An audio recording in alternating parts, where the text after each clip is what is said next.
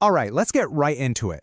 Picture this. You're thousands of feet up, the engine's humming, and then nothing, just silence. It is the scenario every pilot dreads, but it's also something they practice for over and over and over again. So we're going to break down what happens in that exact moment. So how do you even begin to practice for something so final? Well, you simulate it. We're actually jumping right into the cockpit during a real training flight. The instructor pulls the throttle all the way back to idle, and just like that, a powerful airplane becomes a glider. It's really the only safe way to prepare for the real deal. Okay, so really put yourself in that seat. Right now, the engine noise is gone. That prop is just spinning uselessly in the wind. All you've got is altitude, gravity, and one shot to get this right. So, what are your first 3 moves? The answer, thankfully, isn't to panic. It's to follow the procedure. So let's break this down, starting with that first, hard-stopping moment. The engine goes silent. That switch from powered flight to just gliding. It happens in an instant. And what a pilot does in those first few seconds, it makes all the difference. You know that silence? It's the loudest alarm you'll ever hear. The very first fight isn't with the controls, it's inside your own head. You've got to crush that instinct to panic and flip a mental switch. You're not flying anymore. You're managing a fall, turning it into a controlled, calculated descent. All right, so the mindset is right. Now what? Time for action. Let's dig into those first 3 critical moves, because in a moment like this, there's zero time to think. You just have to do. And that's where all that training, that muscle memory kicks in with a simple, life-saving checklist. And here it is, the pilot's immediate playbook. It's as simple as A, B, C. First, A is for airspeed. You push that nose down immediately to get to the perfect speed.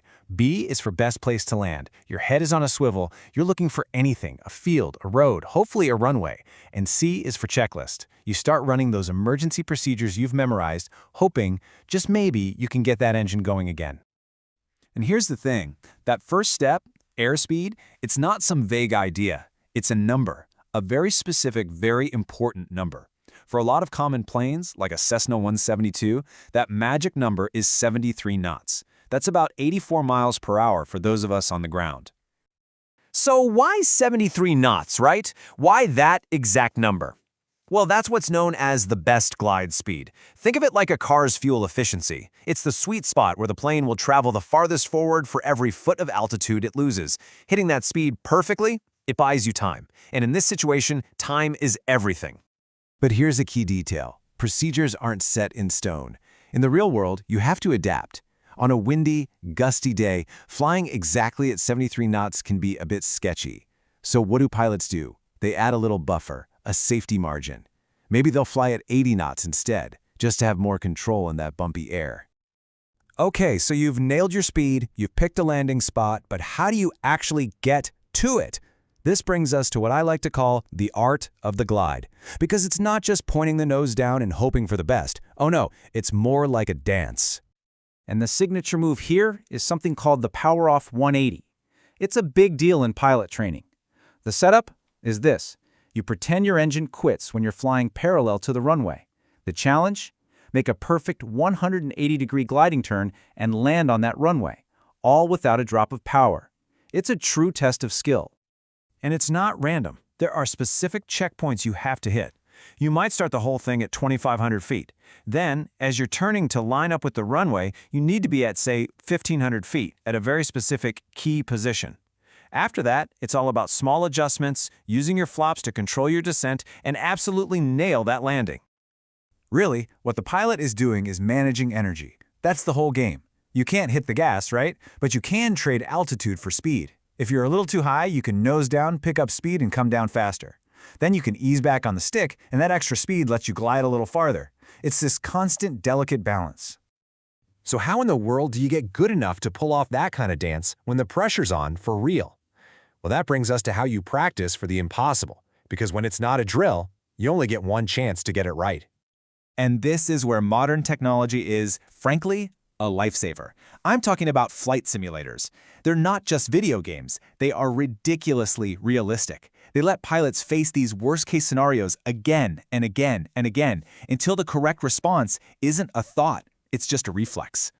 And it's interesting to see how the two types of practice fit together. In the simulator, you can try the really dangerous stuff, like trying to turn back to the runway right after takeoff, the so-called impossible turn. But in the actual airplane, with the engine just idling, you get the feel. You learn what the plane's glide actually feels like. Both are absolutely vital, and in both cases, you can always power up and go around for another try. So with all that practice in the bank, it's time to put it to the test. Let's jump back into that cockpit. The engine is quiet, the runway is getting closer, and there are no second chances. This is the one shot to land. And you can just feel the intensity here. There's no autopilot to help. There's no engine to bail you out if you get it wrong.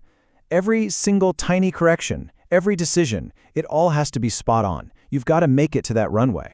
And it looks like it's going perfectly. I mean, textbook perfect. The glide is stable, the speed is right on the money, he's managed his energy like a pro, the runway is made, it's a sure thing. But then, just as he's on final approach, totally committed to the landing, what are those tiny dots on the runway? Something new enters the picture. A last-second problem that isn't in any emergency checklist. It's geese, a whole flock of them, just hanging out on the edge of the runway, right where the wheels are supposed to touch down. You couldn't have seen them from 1,000 feet up. And it's just the perfect reminder, isn't it? You can do everything right, follow the procedure to the letter, and the real world will always find a way to throw you a curveball. And that really leaves us with the ultimate question. You can train for failure until it's a reflex, but how do you train for a surprise? Because a real emergency is almost never just one thing going wrong. It's the failure plus the unexpected. And maybe that's the final lesson. The most important skill isn't just following the checklist, but knowing what to do when you run out of checklist.